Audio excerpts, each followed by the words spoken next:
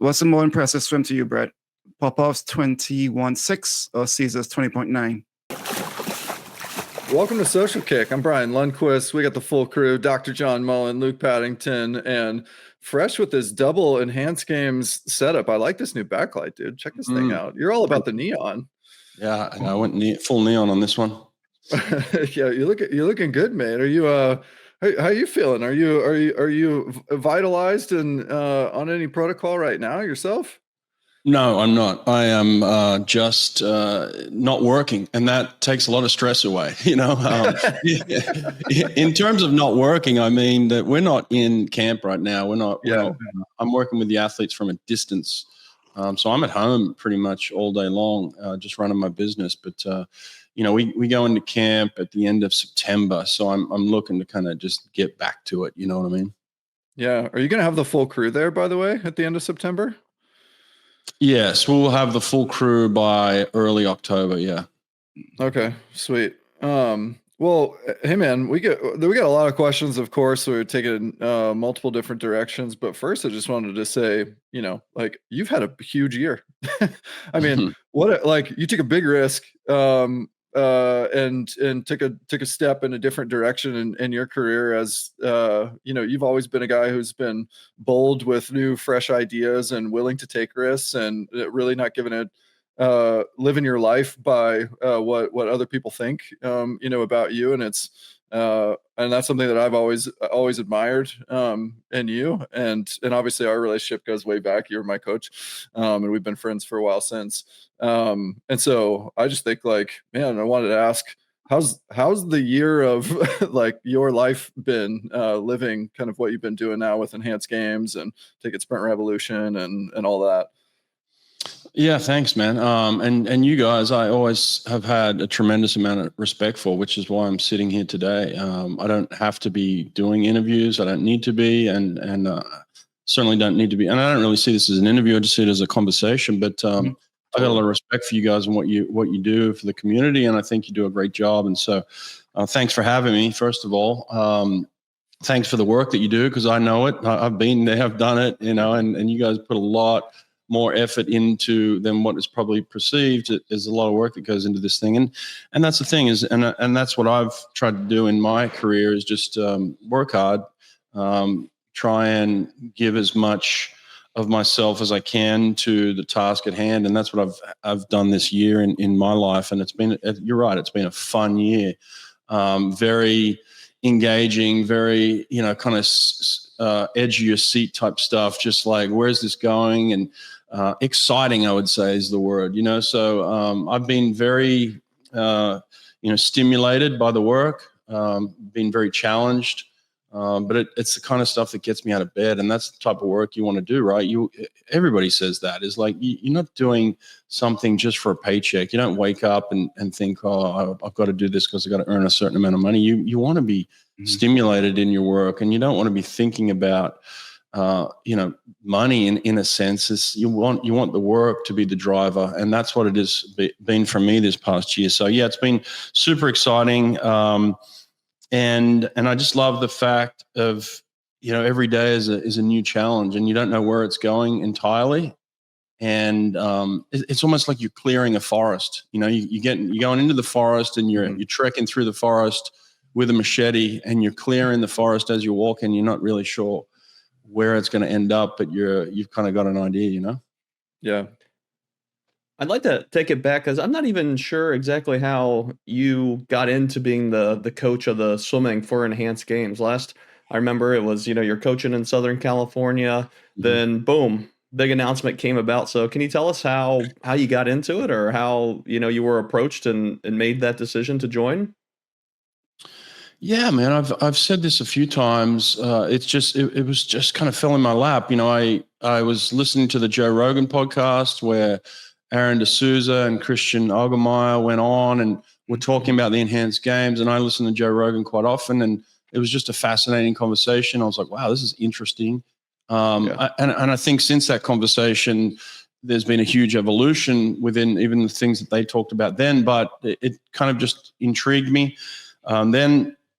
Then James Magnuson kind of came out and made his statement of wanting to join, and then so I kind of asked him to come on my podcast. We did a podcast together, and I asked him why he would be doing this. And I was super interested from the athlete point of view and just where it was going to go. And then within a couple of weeks, he kind of reached out to me again, just privately, and said, hey, would you be interested in helping me get back to fitness and coaching me up to kind of prepare for the games? And at that time I was coaching, and I thought, yeah, I've got a pool, I can do this. And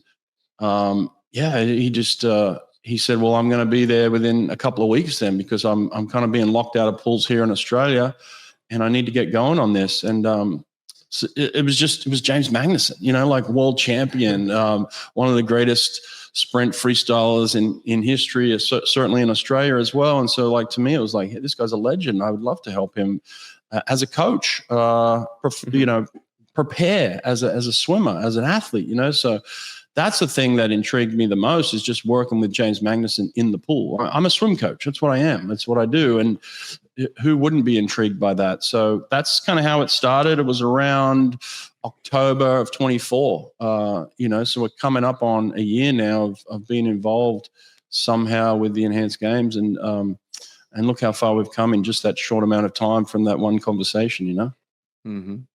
I think it's a good question to ask you, Brett, is what was that interest? Because I think a lot of people might have misconceptions of what that interest was. And you've mentioned it a bunch of times, why you want to be involved here. What was that deep thing that has been in your body for 25 years? I want people to be clear. What was that? What was that really like, crap, this is something I feel drawn to?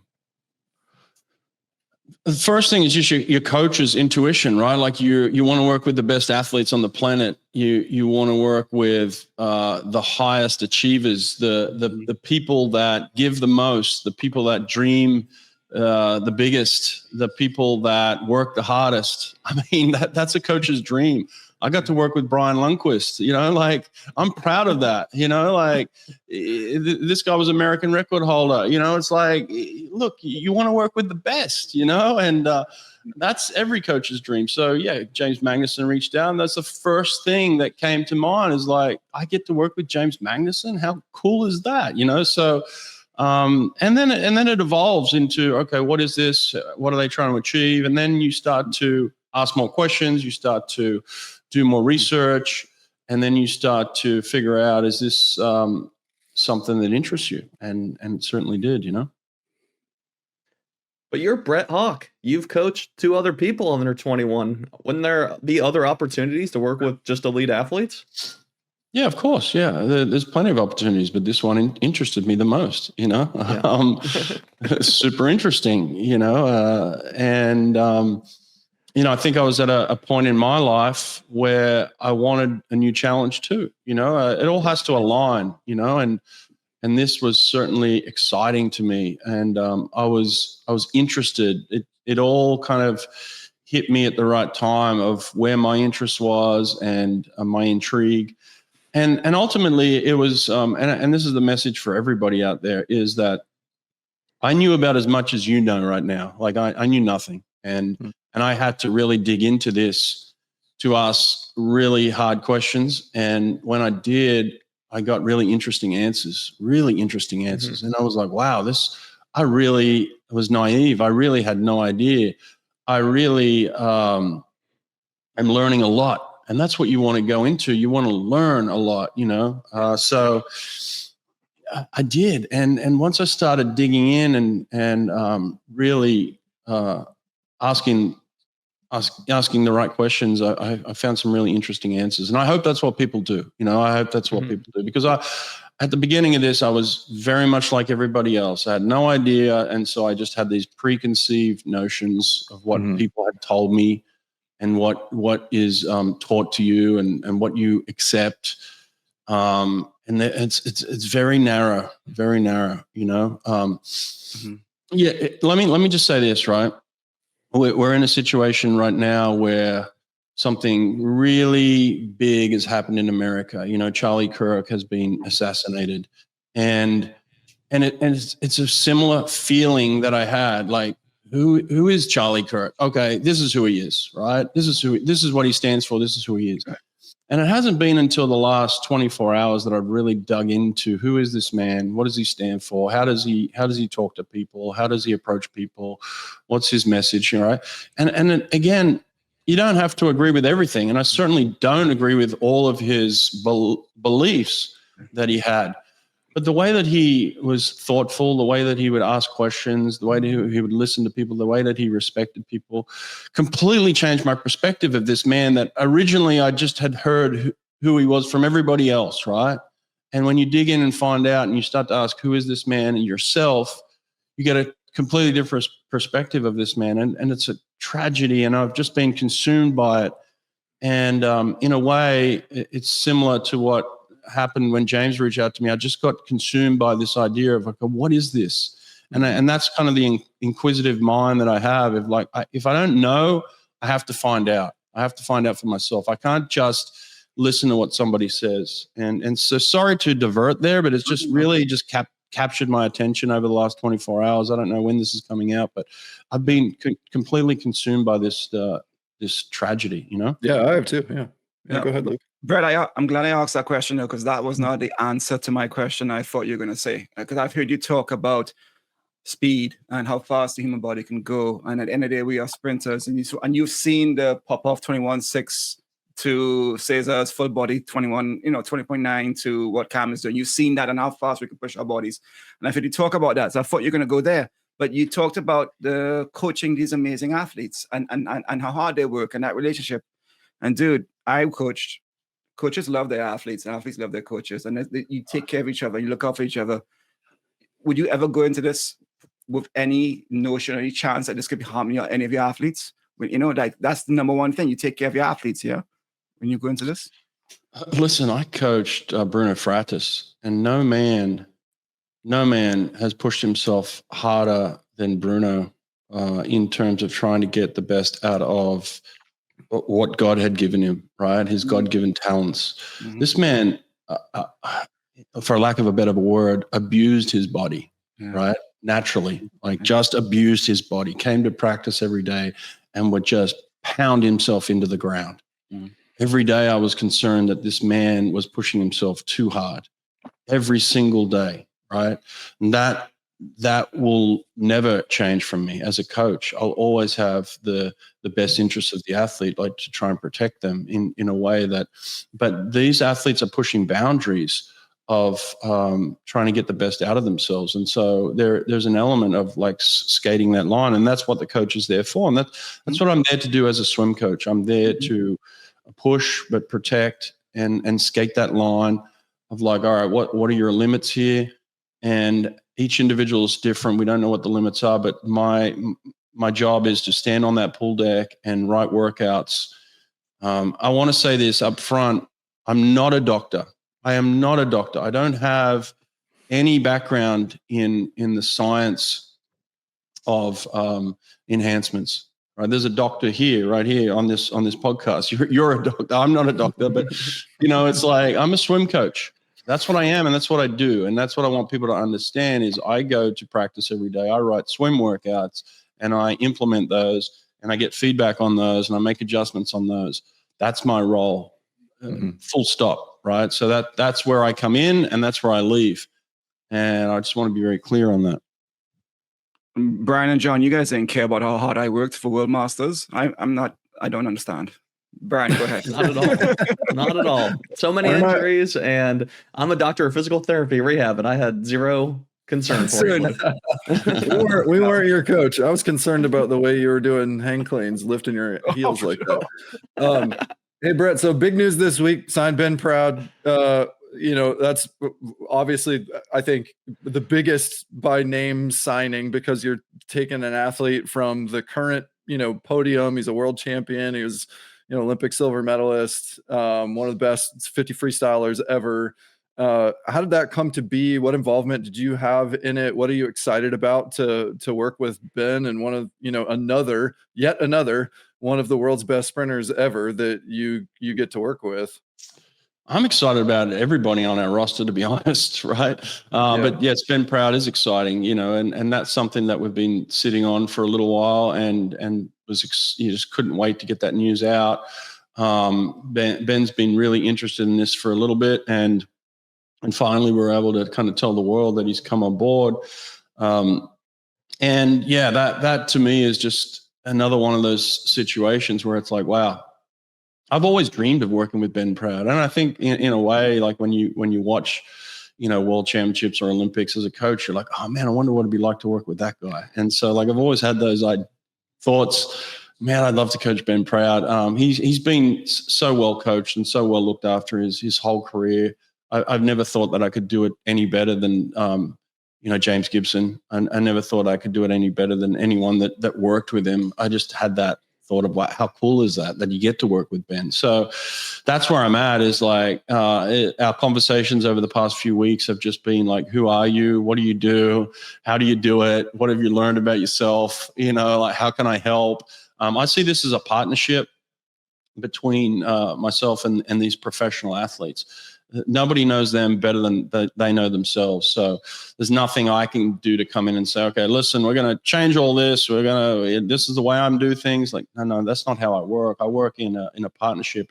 And Ben has said the same thing. Like, Brett, I'm excited to kind of hear a different perspective and maybe get your opinions and your ideas. And so we kind of just meet in the middle somewhere and say, all right, how can we get some extra hundreds out of you? How can we maybe get you to creep under that 21, that elusive 21 that everybody's trying to get under? So yeah, that's where our conversations have been, of just like the training and the understanding of who Ben Proud is, and the excitement around the potential and the possibility of where this could go. Mm-hmm. Did Gibson send you any of the protocol for taking those sweet Instagram videos of Ben swimming just smooth freestyle on top of the water? Is that what we're going to see on your social media going forward? I hope so. Yeah, I'd love to get some footage of all the athletes, especially Ben. But I'd love to get some training footage and show you guys what they're doing. I'd love to really get into it, and so like really share as much of what we're doing as we can. I want this to be as transparent as we can at the comfort level of the athlete. Some of these athletes are Right. private, but in terms of training, like I think all the athletes are cool with showing the world what they do and how they do it. So yeah, I'd love to put some of that stuff out there. Did Ben or any other athletes reach out to you, to the team? Or was there any sort of like your team reaching out to athletes? From what I understand, Ben was the one that made contact with us. Yeah, interesting. He didn't reach out to me. It wasn't me. Yeah. I didn't have any contact with Ben up until after he had signed, actually. So I found out about it when he put his signature on the paper, and I was like, oh, wow, this is exciting. So yeah, we have a team of people, obviously, that anybody could reach out to. They're easy to find on social media, but yeah, he went above me, went to the boss, and that's how it happened. Yeah. Come on, Brett. Everyone online is saying you're just walking around with a bag of $250,000 for these athletes. Is that not true? There is $250,000 for a win at the games. Yes, it's absolutely true. Yeah, you can win $250,000 for winning an event at the games. I mean, it's public. That's not private knowledge. It's out there. I'm not giving out contracts. I'm not that person. Like I said, I'm a swim coach. I write swim workouts. I connect people if they need to be connected, but I'm certainly not the person that's negotiating any contracts or anything. But in terms of prize money per event, there's $500,000 up for grabs per event, and there's $250,000 for the winner. That's public knowledge. Yeah. But I think there's the rumor around is that you're out actively recruiting athletes with an offer, like you personally. Is there any validity to that? Where's that rumor coming from? Oh, well, I saw an article, and then I saw. Hang on, you said you saw it where? You saw it where? I saw it. You believe everything you read on that publication? Is that what you're telling me? No, I'm telling you, that's why I'm asking you. That's why I'd rather go to the source. Remember our talk about the Charlie Kirk thing and about the root of finding out for yourself and being I don't believe No. everything I read on that publication. I'll tell you that. But I don't either. But that is why I asked. I wanted to understand if you're involved in it or not. It sounds like you're saying no, not really. Like you're responsible for doing coaching, but when it comes to athlete outreach or any of that it's not your prerogative really. Yeah, that's not my job description. My job description is to just coach the athletes. But look, I have relationships with athletes. If they want to totally. if they want to talk to someone, I could point them in the right direction. That's basic knowledge, right? Like that's standard. I'm not I'm not surprising anybody with that, but I am not the person that is negotiating any type of contracts now. Yeah. Go ahead, Luke. I just wanted to level set on some none of the rules, just some misconceptions people have of enhanced games. If they haven't listened to your show, Brett, of James, or our show with James, people don't realize what's involved. We had Jack Alexi on, and Jack Alexi didn't realize that, dude, you could swim enhanced games. You don't need it dope. You just put on a 2 Jacobs and break the world record and get some money. That's what you can do. I mean, you can't put fins on. But Brett, just level set and some of what enhanced games means. What are you guys doing? Because people are assuming the worst of the worst, right? People are assuming that they're going to go here and juice up and get big and swim fast and detriment their health. What are some of the level sets that people need to realize that you don't need to juice? You can just go and put 2 Jacobs on, and keep clean. Clean meaning clean in the rules by water. Yeah, by water. Sorry. Well, the swimsuit that you referenced, I'm not sure which direction we're going to go. Actually, I don't know if we're going to be competing in full body suits or if we're going to be competing in just jammers. That still hasn't been determined. So, I think there's things around the games that aren't completely set in stone, right? Like we know the date. We know that there's going to be a pool. There's going to be athletes competing for prize money. It's going to be over 1 day. So there's certain things that we know for a fact and are definitely going to happen. Other things are still open. So, I'm not the one that is making all those decisions. There's definitely a team of people. And I don't want to step on their toes to say, well, we're doing this and we're doing that. I don't want to put things out there that could possibly change. But the event is definitely happening. How it happens is still being kind of talked about and discovered. But we have a group of athletes that are signing up for this. They're going to compete against each other. They're going to race for a huge amount of prize money. It's going to be on 1 day in Vegas at Resorts World. It's going to be super exciting. I mean, I have seen some plans of kind of some ideas of what they're putting together for the particular day, and it blew my mind. I mean, I'm in this thing, and it blew my mind. I've been in swimming and sports all my life, and when I saw the ideas around the enhanced games of what they're going to put together, I was like, oh, wow! Yeah, I think it'll surprise a lot of people once it all comes together. But to say that it's all done and everything's in place is just not accurate right now. But the games itself is 100% done in terms of when it's happening and the fact that it's going on. So, yeah, that's the best I can say in that. And again, some of these questions that you may ask, like I said, I'm not the only one who is involved in some of these decisions, and that's across the board in terms of everything that's happening with the enhanced games. And there's a lot of people working hard. So, like I said, I don't want to step on anyone's toes in some certain answers that I give. So, there's plenty of information that you can hear from our founder. Like Aaron D'Souza has done hundreds of interviews in terms of who we are and what we stand for and what he believes and those sorts of things, like really insightful. And I've listened to some of his podcasts and I've learned some things just from listening to him on those podcasts. So it's like, there's so much information out there in terms of, what we're about and what Aaron, what his vision is, and the people within the organization, where they want to take this and how it's evolving. So that part of it is super exciting. I appreciate that, Brent. one question I have for you though, because you are coaching athletes to set time. Christian got $1 million for breaking Caesar's record. Does Ben have to better Christian's time or Caesar's World Aquatics world record to get that $1 million? And are you guys gonna like start creating your own sort of list of fastest 50 frees ever? Yeah, like we see this as a world's best time, right? It's not an official world record, clearly, right? But it is a world's best time. And the world's best time right now is 20.89 by Christian Golomiev. And that's the time that Ben would have to beat, or any of the athletes, Christian again, to get the $1 million. And the $1 million is certainly up for grabs at the games. Again, that's public knowledge. It's been put out there. So anybody that gets under the 20.89 of Christian's world's best time in history, then they would get $1 million for that. Yeah. Thank you.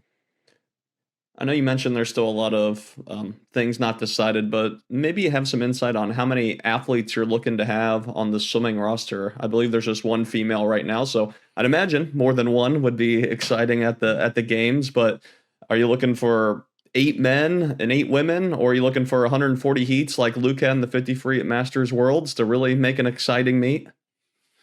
Yeah, from what I know for sure is that we're doing 50 free, 50 fly, and 100 free, 100 fly. So there's going to be 4 events over the course of a few hours at the meet in Vegas in May, and from what I understand, there's going to be 4 lanes, a pool of 4 lanes, and they're going to race in heats of 4. And so yeah, we're looking for athletes that can compete either enhanced or unenhanced, that want to race for prize money, you know. And so all of that is just public knowledge of like, hey, we're looking for athletes to come and compete at the games. And so we're signing some athletes now, and we're certainly looking for more male swimmers to fill up those lanes, more female swimmers to fill up those lanes. But those are the events. There's basically 4 events on the night. Yeah. What about a graybeard category? You got any? What if we come out of retirement for a 50 fly to try to go 25? That'd be nice, wouldn't it? You know, like a little exhibition for a cool $100,000. I think I'd put my hand up for that. So I would. Shit. Yeah. Why do you guys hate backstroke and breaststroke? Jeez, what do you have against it?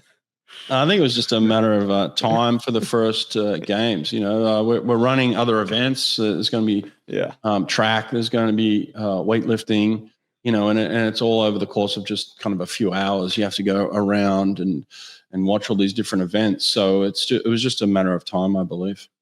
I did see like some. I think there's a good idea about using EPO and seeing if you can get some distance swimmers in there to go low 14. Why not? We're not doing distance. I can tell you, we're not doing distance swimming. It's not happening. Not on my watch. I understand. I know 10,000 4-letter word amongst these 4 people. Go ahead, Luke.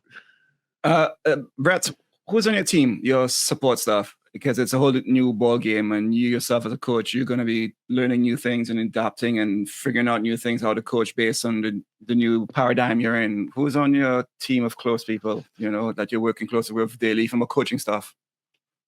Me. You're looking at him. This is me. I'm the head coach, the assistant coach, and the volunteer assistant right now.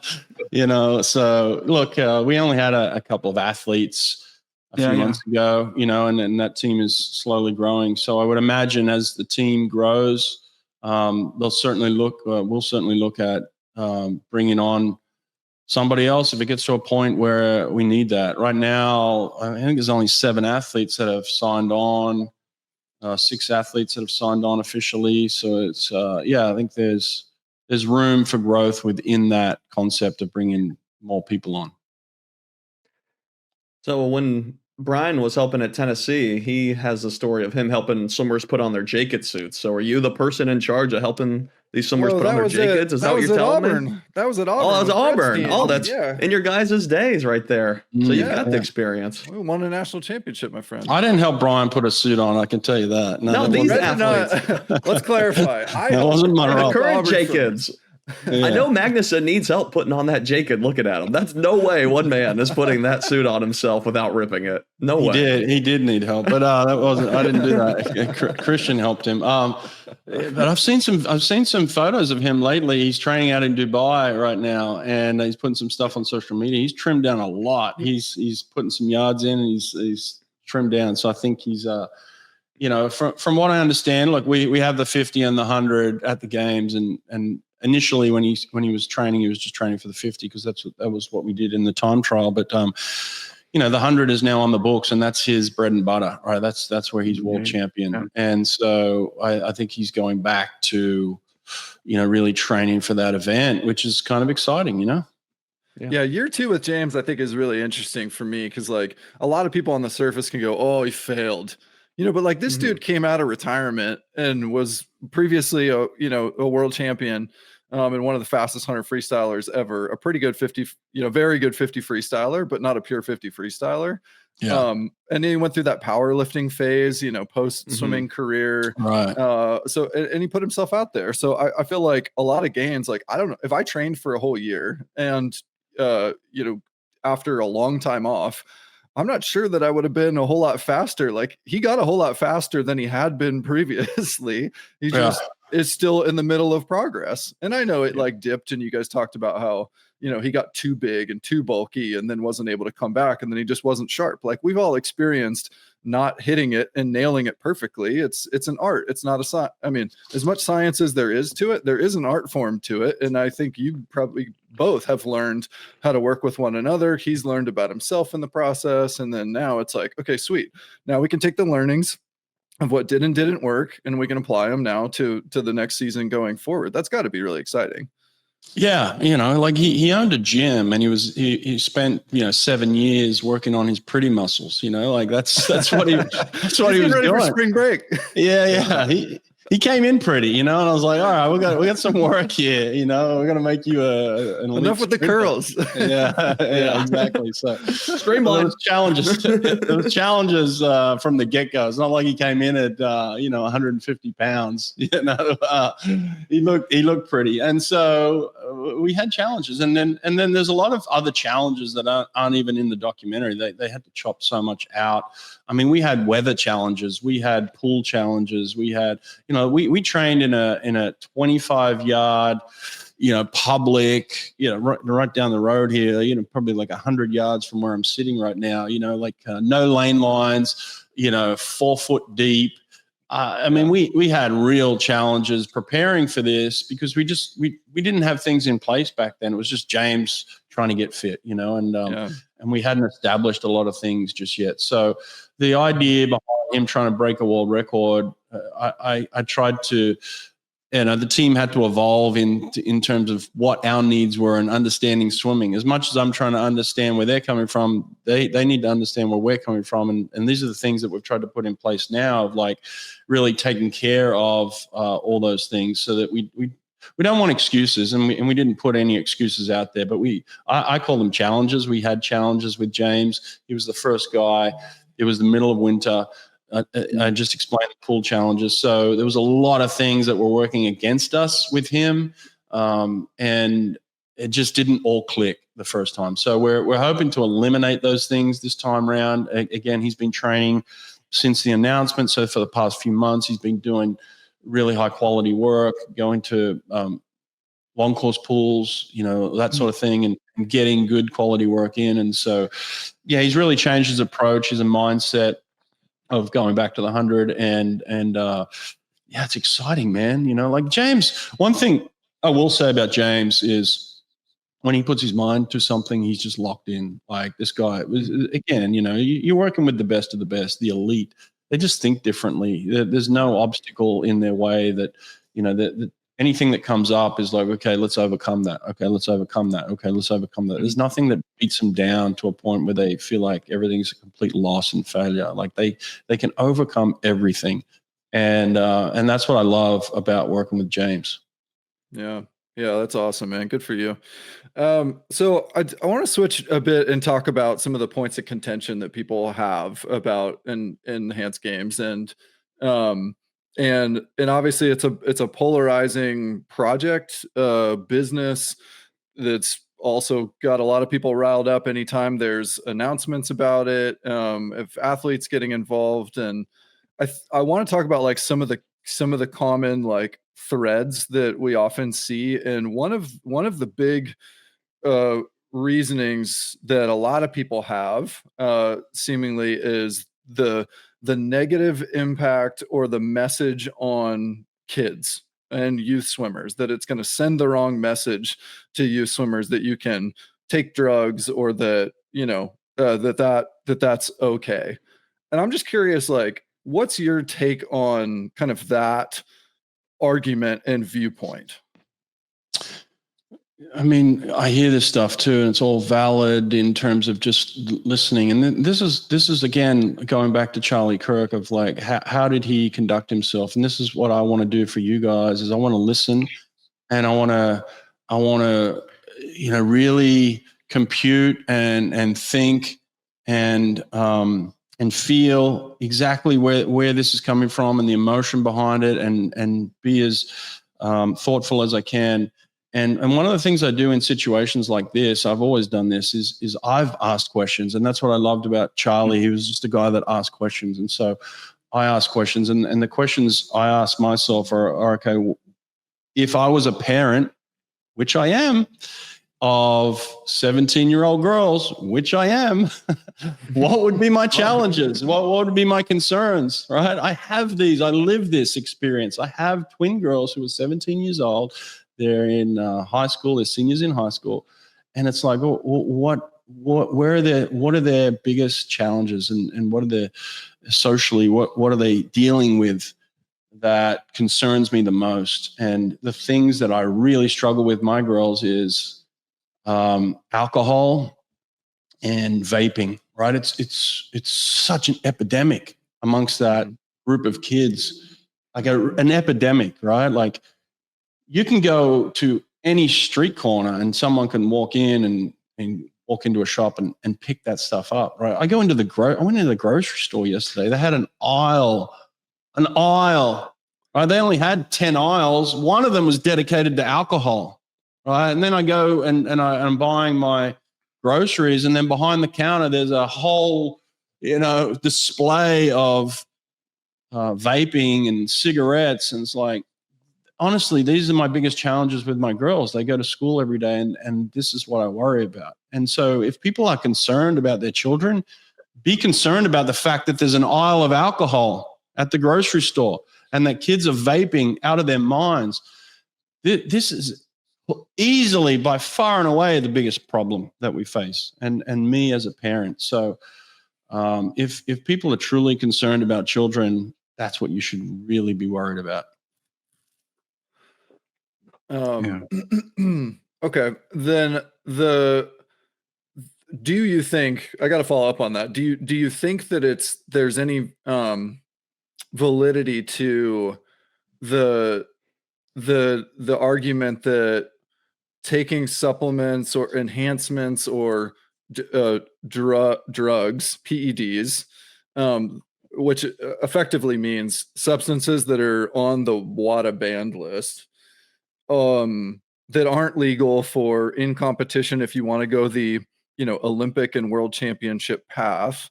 Do you think that like having athletes who are like actively participating in a program that's not that main through line, does that have any potential to cause risks or concerns for kids? Like, I think ultimately people are like, well, shit, if our shining example stars are taking PEDs, then that means that kids are going to try to take them, and they're going to take them in without supervision, and that's like kind of has people concerned that they'll try to go do it in the amateur ranks, and they'll be doing it unsafely, and ultimately people will like harm themselves, and something negative will happen. Like, do you hear that? Do you think that that's like a valid concern? I think everything's a valid concern. Like, I think any question that you ask yourself is a good question, right? And I ask myself multiple questions. One of the questions should be, how do you get these enhancements? How do you access them? Mhm. Do you know? No, I don't. I think that you can participate it through Enhanced, right? Like You have to see I a can- I doctor. can send- You have to Yeah. see a doctor. I'm not a doctor. You can't come to me and say, Brett, I want enhancements, and I give them to you. I'm a swim coach. How do you get enhancements? You go see a doctor, and you can do that right now. There are clinics all over the country. There's a clinic down the road here. You can do that. It's not the Enhanced Games that's doing this. We didn't invent this. And Oh yeah. right. It's everywhere. You can do that right now if you wanted to. So if you truly have deep concerns about this, don't attack the Enhanced Games, because we're not even doing this right now, I believe. You can't even buy enhancements from us right now, but you can certainly go down the road and do it. And you can go see a doctor, and you can get a prescription in America, completely legal. I could do it. I'm a 50-year-old man. So, it's out there. It's happening. But that's the only way that I know that you can get this is from a doctor. But like I said, the concerns that I have is that I can walk into the grocery store and look, I grew up in a very challenging family in terms of the fact that I had alcoholic grandparents, and I've seen the destruction that alcohol has done on my family. Again, I'm talking from personal experience here, just me. The destruction that alcohol has done, the fact that I can just walk into a grocery store and buy it, and what it did to my grandparents, and ultimately how it shaped me, and the effect that it had on my family was completely devastating. So I'm much more concerned that is celebrated, right? It's just part of normal society of you go out there and buy this stuff that is extremely damaging to children and to families. Right. And look, if you want to get enhancements, you have to see a doctor. That's the only way I know how to do it. It's not coming from me or anybody else. I know that. Yeah, and alcohol and all the different drugs that are readily out there are certainly big issues. But I think, the one scenario I'm imagining is, let's say Enhanced Games is a huge success. We see a 19-point Ben Proud 50 free. Fuck yeah. Do we not think that a 15 or 16-year-old might try to find those drugs that helped him online, and then they take it to try to get a college scholarship, and that would be putting them at risk in theory? I think that. Go ahead, Brett. Yeah, anyone can talk on it. I mean, I think we're all just you guys can I just talk think on that it. going through depends. anything.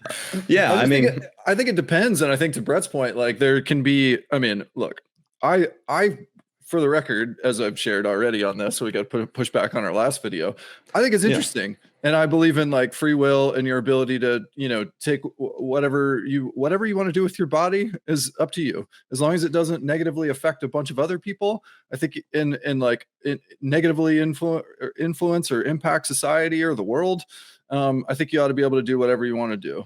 We have a tendency. You're yeah. right, Brian. Like, we have a tendency to look at the negative, and honestly, there's negative in everything, right? Like, negative in everything. Okay, like I can get in my car, and the negative is I could get into a car crash and die, but the positive is I could get to where I want to go. Right. You're willing to take that risk. Yeah, it's just like there's negative in everything, right? And I think the people that are arguing here are just so focused on the negative, and part of the positive that I've been focused on is what effect is this going to have on the aging community? What effect is this going to have on athletes that want to prolong their career, longevity, right? Like human potential and optimizing health. That's what I want to say. Optimizing health. What about those people? What about the 50-year-old man like me who wants to be strong and moving around and at 70 and just be have a really powerful life where I just maximizing my full potential as a human. And like my dad's now 75 years old, and like you can imagine a 75-year-old man is coming to the end of his life, and it's really hard to watch some of that, right? That all goes with aging. And so I'm interested in the positive of what can come out of this. And there's so many people focused on the negative, and there's so much positive that we could potentially take from this. Again, like I said, there's optimizing health clinics all over Southern California right now. I'm sure it's all over the country. And those are popping up because people want to prolong life in a way that they can remain healthy and happy and thrive in their aging days. And so those clinics are everywhere right now. And that's what people are really focused on, is the positivity that is coming from these things as well. I said this last time, I forgot when, Brett, dude. Yesterday, my kid's high school, another kid got a seizure from vaping and is in hospital. And what I'm going to do tonight, I'm going to sit down with my kids and have a chat about it. I'm going to talk about it, converse. That's a call to action. That was like a wake-up call. Yeah. I think this is the call to action for the governing bodies of our sport, the coaches, the clubs, to have chats and talks and educate and be aware and converse. If anything, that's what this is. Let's talk more about this shit. It's out there. Don't hide. That's the elephant in the room. I'm going to go in Grand Central this evening, and the Grand Central station in New York City, there are ads all over one of the greatest athletes in the world taking a drug to do something with our body. All over. And I'm going to talk to my kids about what that means and the pros and cons from my perspective as a parent. I think that's where we need to be. That's where my opinion is, as we're talking about this. Hey, listen, performance enhancing drugs aren't a new concept. What are we talking about, right? This didn't just happen in 2025, right? We should have been having these conversations for years. I've been having these conversations of for years as an athlete, as a coach, educating your athletes and trying to understand. This has been happening for years. Performance enhancing drugs have been around for years. So this is not a new concept. But what is new to the concept is understanding it better, right? That's something new here. I think that's what Enhanced is really pushing, is the understanding. And like you said, ask questions, right? The amount of research that I've done, the people that I've talked to, and the podcasts I've listened to, and the notes that I've taken, and over the past, since I came on board last October, my understanding has, just gone through the roof compared to where I was. I was so naive, 10 months ago, 12 months ago. So, I think that's part of the process, is just ask a lot of questions, learn, listen. And I think I said this to a guy on social media yesterday, is I get it. I was there. I was where you were, a year ago. That's where I was in my knowledge, but I've progressed so much further than that just from asking questions. Yeah. One thing that I think is, so I think we all agree that there's kind of a gap in the spirit of being interested to learn more versus just reacting, and then there's also just the knowledge gap itself between what truly is constituted as performance enhancing.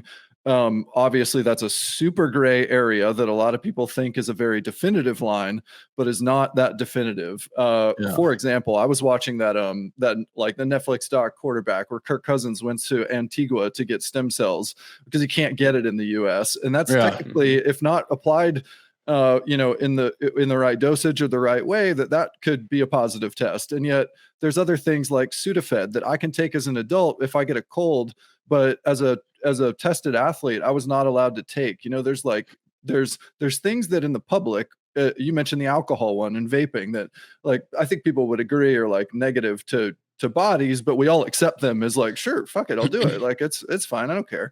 And but I think that there is this kind of gap in knowledge and understanding, and I think that there's kind of a need to close that gap. And so one of the things that I, from the outside looking in at Enhanced, I know that you guys have said that it's up to you guys, meaning the Enhanced games, not you personally, but that it's each athlete. The whole point of this is that they're trained experts and doctors who are able to apply this. And that's what's built, confidence in the athletes, that it's personalized care.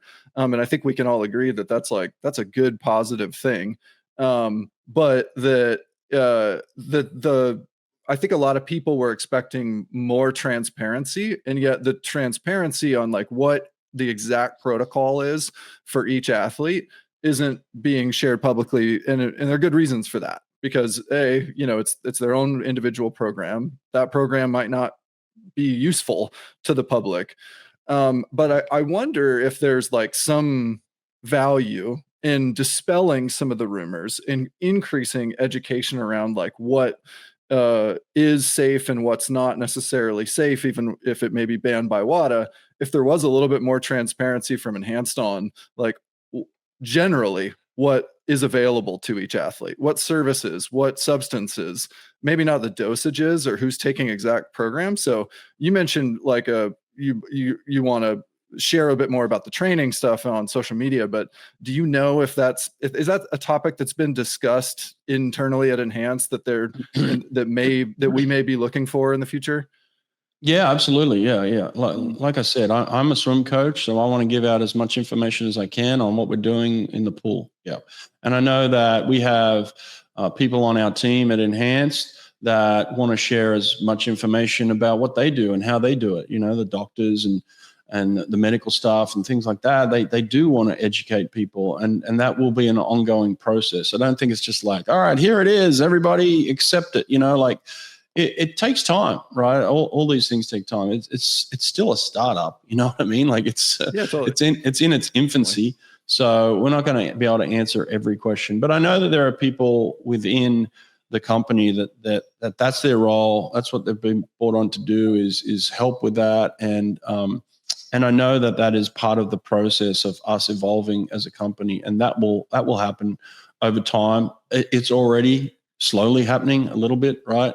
But it's not my role, right? I don't want people to come on here and be like, oh, Brett avoided the question. I'm not a doctor. I can't answer those questions. It's not something that I get myself involved in. I've asked questions. I've learned. I've gained knowledge, but it's not my job to educate people on the enhancements, the medicine, the protocols. That is not my job. And so I'm sorry if anyone's disappointed in that, but there are people within our organization that that's what they do for a living. That's what they study. That's what they got their degrees in. And the athletes have put their trust in them from their conversations and what they've seen of the plan of what they intend to put in place. And again, like you said, Brian, you even said this in your statement just a second ago, is like there's choice here too. Like the athletes have complete choice of what they do moving forward. This is not, hey, join this program and this is what you have to do.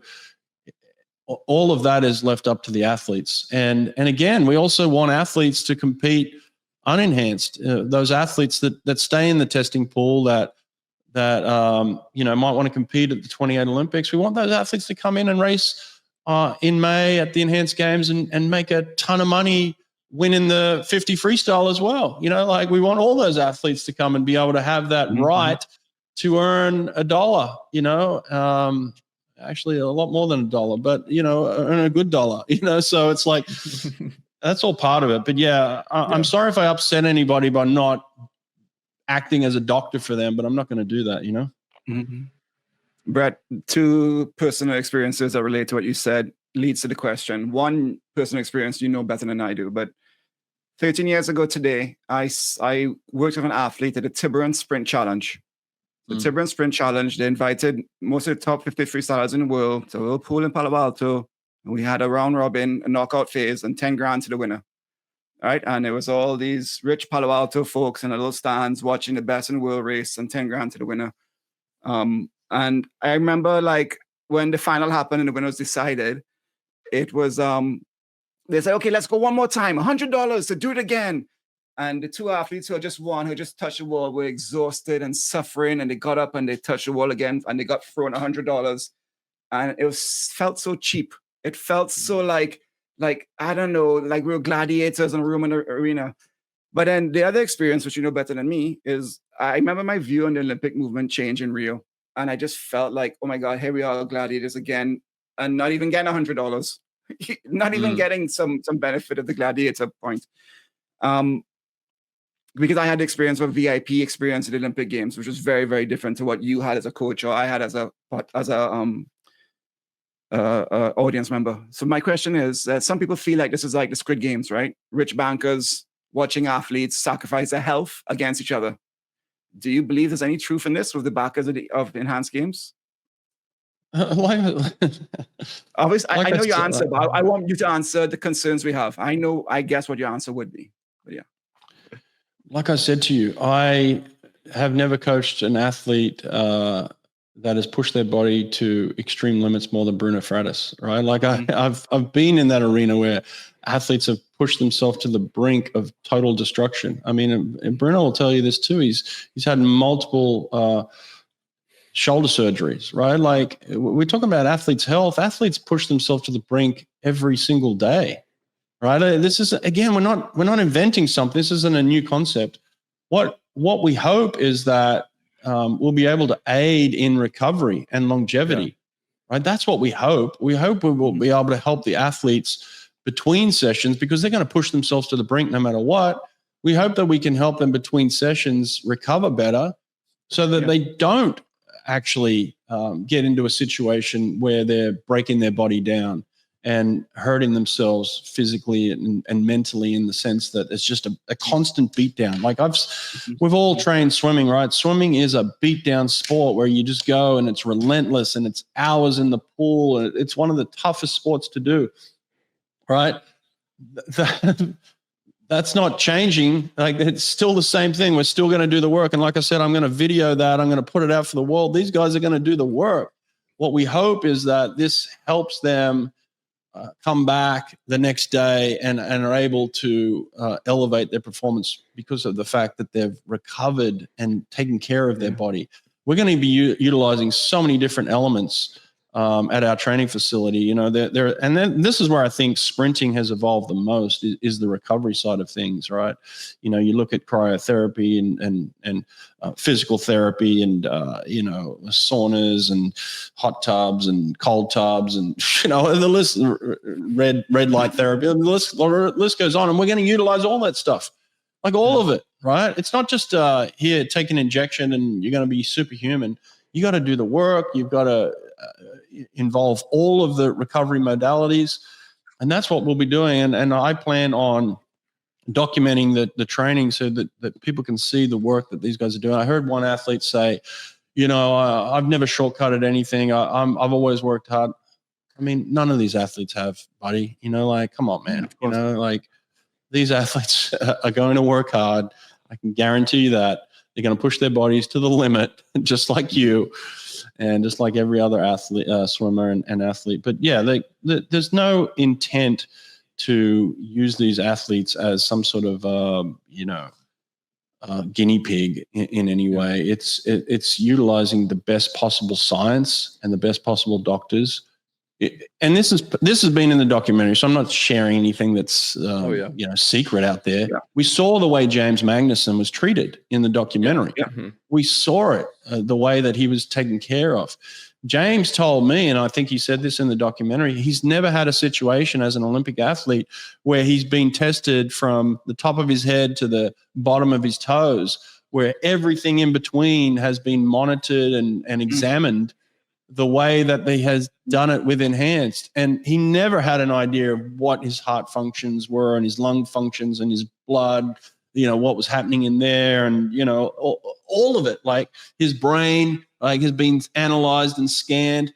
He's never been taken care of the way that Enhanced has taken care of him as any athlete in the past. So James was actually super excited to be taken care of in the way that he was, and the understanding he now has of his body and the way it functions is far beyond anything that he ever knew before. Mm-hmm. And that's one huge exciting thing for me is the screenings, because it's very much a myth that, you know, these pro athletes in swimming or any other sport are so healthy. I remember working with an NHL player and was talking to him about, hey, what percentage of NHL players are taking some sort of drug? And he's like, 100%.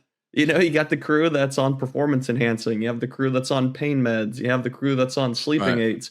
Then you have some that are just, you know, 19-year-olds with money that are on recreational drugs. So Yeah. the Yeah. myth that all of these athletes are just the epitome of health, it really is a myth. And I think on an interview I was hearing that you were you were talking about TUEs and how you think in the Olympic movement that is a big issue. And maybe could you tell us more about what TUEs are and what percent you might hypothesize people are, submitting TUEs? Absolutely not. There's a lawsuit going on right now. I'm not getting into that. Oh, okay. That's it. All right. Sounds good. I'm not getting it. I'm not touching it, buddy. I'm not touching Oh, it. come on. There's things that need to play out in the courts. Yeah, Okay. okay. And there's people whose All good. Yeah.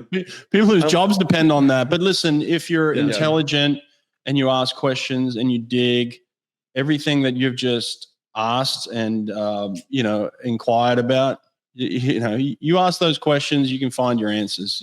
So I'm not here to. But look, Stop being naive, everybody. Stop looking at everything through rose-colored glasses. I mean, come on.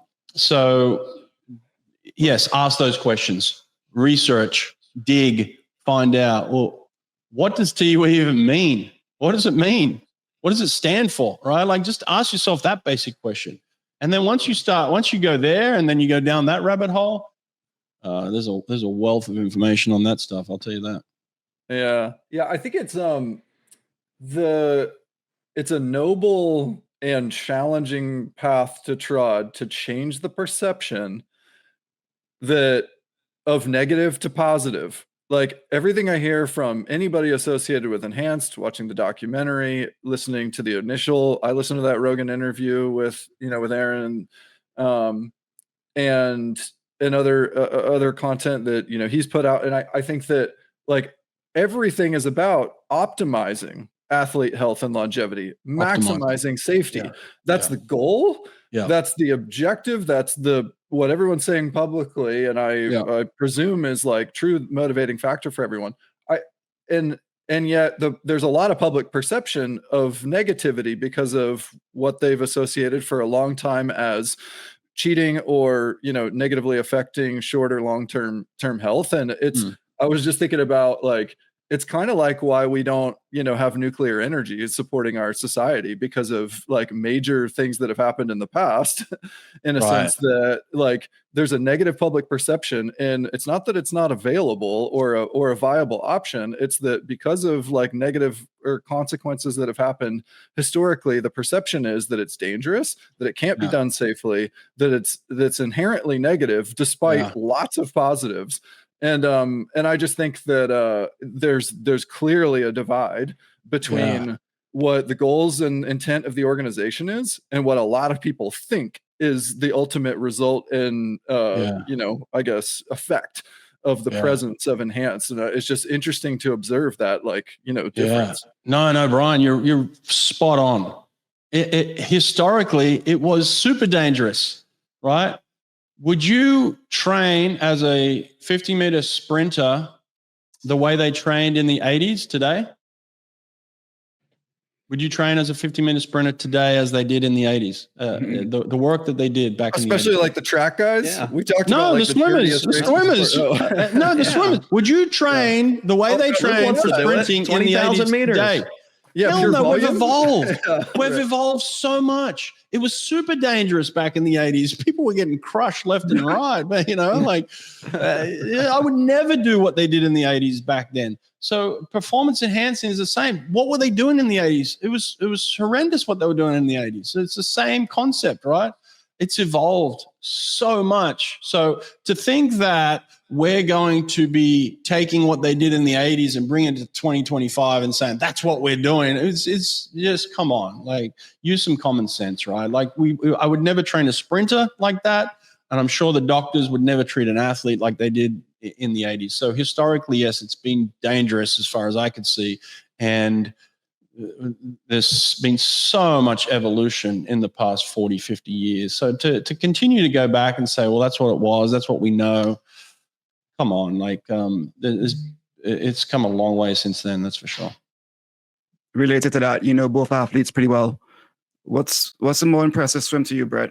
Popov's 21.6 or Caesar's 20.9? because I'm relating to the advancements. And those who don't realize, Alex wasn't wearing a cap, grab start, bad blocks, etc. And we know Cesar was wearing the suit. What's more impressive swim to you? Look, I couldn't get under 22 seconds with Popov's conditions. So he got to 21.6, man. You know, like, yeah, I saw the work that Popov did, and I saw the way that he raced. You know, I knew him intimately. Him and I are very good friends, and I couldn't come within a lick of that guy. So it's like, you know, he was an impressive specimen from the moment I met him to the moment he retired. I just hold him in the highest regard because he's just my peer, you know, and a friend of mine. Now I coach Cesar to some of these world record swims, so I saw his evolution too. And Brian knows this. Cesar was a phenomenal athlete, truly, you know, kind of that one every 10-year type guy that comes along who just changes the game. I mean, people weren't slapping themselves.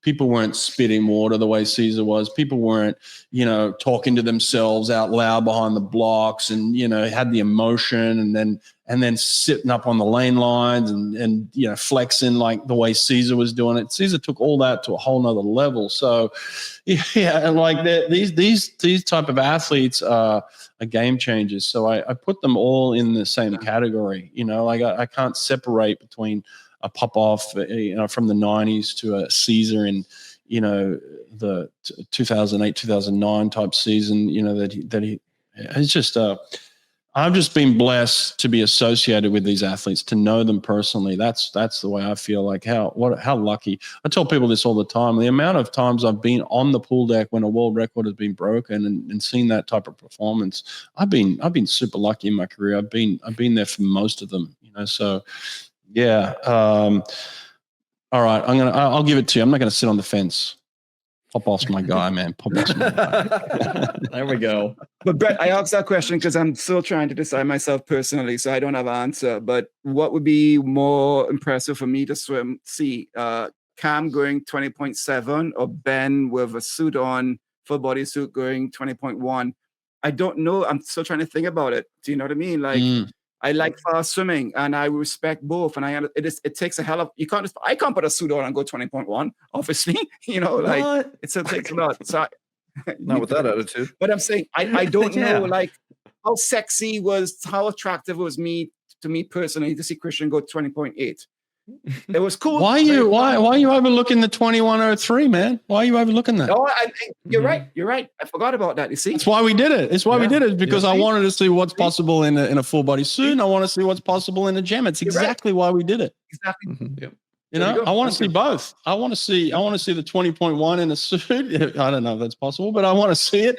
I want to see the 20.7 in the jam. I want them both. It's exactly why we put Christian up in both. You know, a couple of months later, it was like, all right, here's your swim in your full body suit. All right, what'd you do there? Okay, great.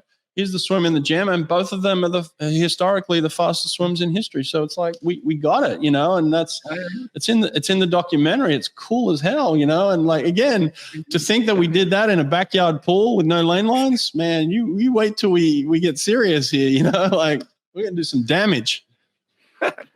No, I love the documentary, and I will be watching Enhanced Games. Luke asked us a similar question: which one I wanna would be be there. more excited to watch? I'm like, I'm watching both. I'm excited for both to happen, and I really want to see how fast these athletes can go. But I am intrigued to know what you think Enhanced Games will be like, you know, in 5-10 years. Is it? I don't know. Have you thought that far down the line of what the swimming element might look like if everything continues to progress? Because, geez, I don't think I imagined you guys getting a name like Ben Proud in more or less your first year of being the coach here. How dare you doubt me like that, John? I know. I did. Shots fired. I did doubt it. Not gonna lie, I did. I'm sure a lot of people did. That's what we thrive on. We thrive on. Yeah, doubt. there you go. Enjoy the doubt.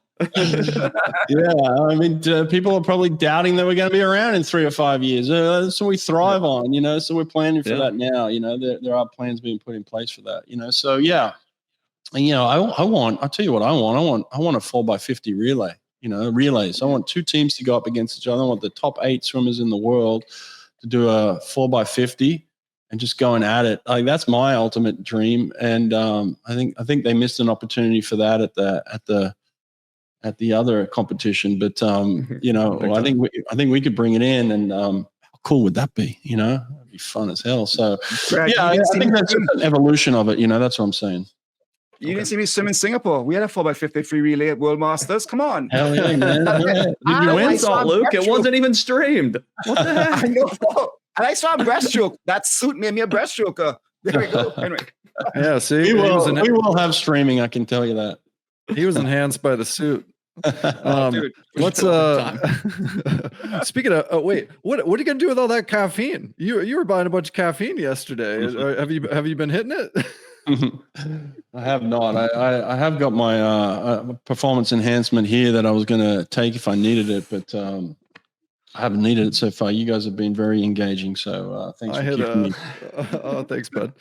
Don't make your heart stop with all that caffeine. For the record, I did used to drink a Red Bull and take a caffeine pill before I raced, and so that was enhancing. So, not something that I could just get off the, Look, I think Did your heart explode, B? It did not. Oh, good. But it helped me get this right here, which is the American record in the 50 butterfly. That's what I did right before it. So we better put an asterisk on that one, right? yeah, All I know. that caffeine.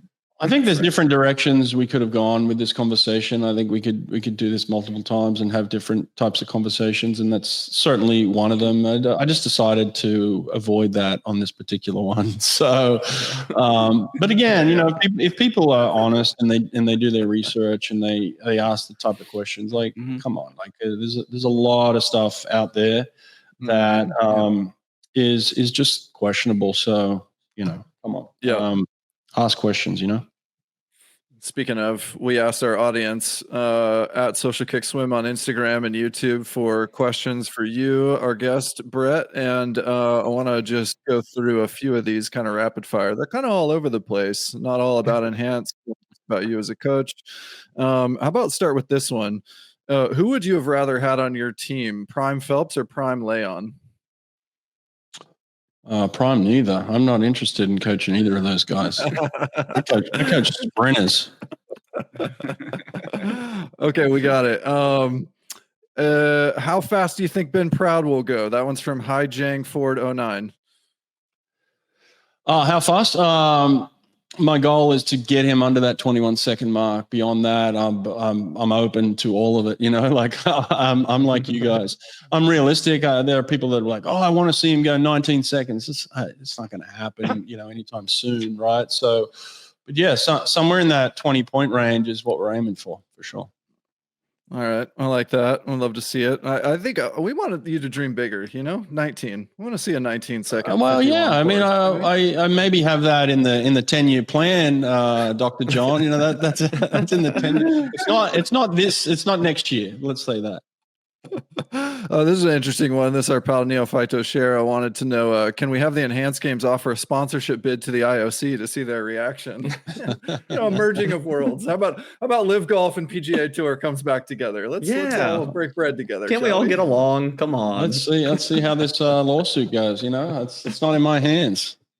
It's not. I think the whole swimming world is interested to find out where that goes, and I do hope that there's the ability that you're successful with having not only what you guys are hoping to achieve and all the athletes who decided to take this path, but also I think it'd be really fun to see athletes who don't want to take enhancements participate and be able to have that opportunity, because I think what we would all agree is that that swimming and swimmers who work really hard, we find it really entertaining. We love this sport. And as a result of the hard work, I think that athletes should be compensated for it. If there's a financial opportunity to be compensated for all the hard work and effort that you put in, and the display of athletic, prowess and excellence that is put on, that you should be rewarded for that. And so I think that there's any sort of effort to maximize on that, to increase longevity for people to be in the sport, creates more opportunities for us to enjoy it. I'm here for it. So I think that's awesome. And I'm glad to see, you being a part of it. Man, I saw an article recently where Mark Zuckerberg was buying up people from OpenAI and taking them from, $10 million a year to $200 million a year. Who doesn't want to get paid more? Who doesn't want to triple their income? Like who doesn't want to be rewarded for the work they do and their intelligence and their athletic abilities? Everybody wants that. So stop using that argument of like, oh, these swimmers are this and that. It's like everybody in human history tries to, advance up into something more. It's a fact of life. And so stop picking on these athletes for wanting to, earn a higher wage. Everybody's doing it, Also, Yeah, to see how hell fast it can go. In 2009, suits were banned for elite swimming, but they kept it a year later for masters. And that's honestly why I started competing again. I got a chance to race in suits in 2010. See how fast I can go. It was pretty cool. Pretty cool to see how fast I can go as an athlete. I enjoyed working with Christian and James just in those Jacob suits. They weren't the 09 super suits, by the way. They were not the same suit. I want to clarify that. This was kind of an open water suit. I think it only had like 40% polyurethane, whereas the other ones were 100%. So they were different suits. They weren't as good, and we didn't even have plans originally to race in those to try and break the world record or get the world's fastest time or whatever you want to call it to make you feel happy. But we ended up putting them on because Christian just put it on one day and went 20.89, and we're like, oh, okay. Look, we just didn't even think the suit was that good, and then he went that time, and then James was like, oh, maybe I'll put that on, So I was like, it all just kind of happened organically. We didn't even think that was a great suit. So we are kind of exploring the avenue of trying to figure out, is this something we want or not want? Right. Is this something we could do or not do? And there's no one manufacturing those suits as we speak, right? There's no 09 super suit out there that no one's making them. So it's definitely a challenge if we want to do it, for sure. Hey, the PR you got from James in that suit, I think, was worth it. Yeah, I think I wasn't.